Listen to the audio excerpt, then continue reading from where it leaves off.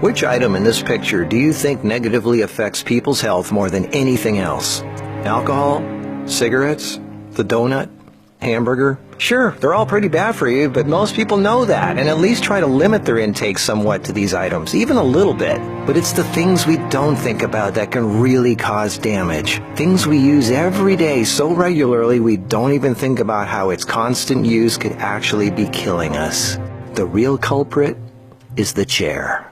We were given legs for a reason. Most third world cultures don't even have chairs, and they walk an average of 10 miles a day. We in the modern world, on the other hand, spend most of our entire waking days sitting down. People go right from bed to sitting on the toilet, after which they sit at the breakfast table, then they sit in a car as they drive to work and spend the entire day sitting at a desk, only getting up to sit in the toilet and in the cafeteria. Then they sit in the car to drive and sit at the local bar for happy hour. Then when they've had enough of that, they go drive home and spend the rest of the day sitting in a comfortable chair watching TV before they crawl to bed to recover from all the physical exertion that day. And when people go out, they sit at a restaurant or a movie theater. Sitting all day is far worse for you than you might think. A 2010 American Cancer Society study following over 123,000 people from 1993 to 2016 found these alarming results. People who were inactive and sat for over 6 hours a day were 94% more likely to die during the time period studied than those who were physically active and sat less than 3 hours a day.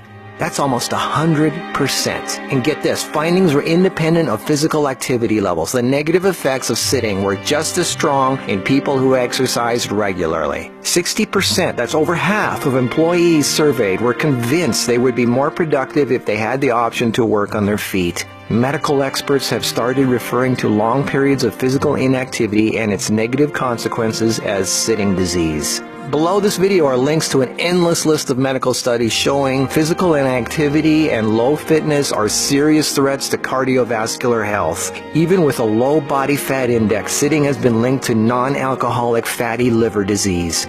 Studies showing differences in brachial and femoral artery responses to prolonged sitting. Studies showing reducing sedentary time may protect DNA. Sedentary lifestyle has been linked to depression. How sitting less increases muscle mass. Multiple studies linking diabetes to inactivity and sitting. Cells in idle muscles don't respond well to insulin, so the pancreas produces more and more, leading to diabetes. And how 5 minutes of standing every half hour can improve glucose metabolism and really help postmenopausal women who are pre-diabetic. Blood pressure drops when standing compared to sitting. A Cornell University study found that sitting more than 1 hour induces biochemical changes in lipoprotein lipase activity, that's an enzyme involved in fat metabolism, and glucose metabolism, leading to deposits of fats in adipose tissue rather than being metabolized by muscle, and increases heart attack risk, coronary heart disease, and kidney disease. This happens in both fit people who do regular aerobic activity and also unfit overweight people. This means regular exercise does not cancel out these effects of sitting the rest of the day. Sitting a lot is asking for trouble,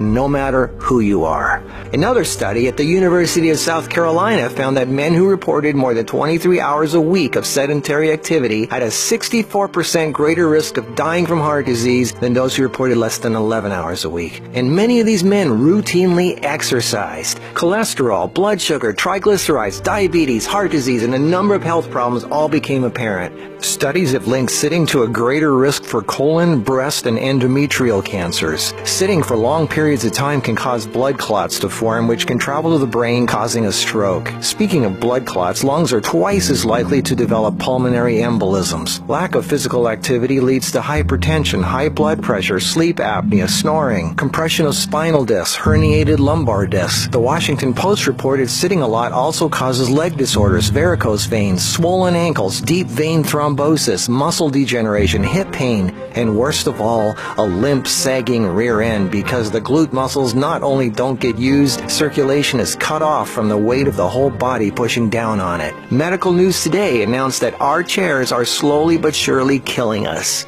The links to all these studies are listed below this video. So what do? We have to work, right? Well, the first thing to have to look at, obviously, is our desk. It's actually becoming commonplace in many offices, factories, and even schools globally to switch to standing desks. They even have desks that instantly adjust from sitting to standing position and back down again as needed. Just Google standing desks and you get all kinds of companies. I myself use standing desks to do my video editing and even have a treadmill desk for doing my office work and online stuff. I find this much more effective than the bicycle desk I have for working on the computer. Even though my legs are moving, you're still sitting, and the leg muscles are not supporting the weight of the body. And this is why being on our feet is so important and effective. The act of standing requires all kinds of muscles to keep us from falling over. Muscles all over our body are constantly adjusting, tightening, and loosening to keep us balanced, from our feet to our legs to our torso, arms, and neck. That's thousands of muscles, big ones, little ones, constantly working to keep us from falling over. And all this work requires energy, which of course comes from our food, and fat, which doesn't get used if we sit around all day. So do as much as what you normally do standing up if you can. And if you can't, stand up every half hour for 5 minutes. Even if you don't do much, just stand up. And if you really want to get things moving, do some squats. And I don't mean 3 or 5, I mean 20 or 30. Take the stairs instead of the elevator. Throw out the TV and do more yard work. Clean up the house more. Do more repairs. Go to the park. Walk down the street or just stand around. Anything. You are not designed to sit. You are designed to be upright. Half your body is legs. They are there for a reason. Use them. If you value your life, get off your ass.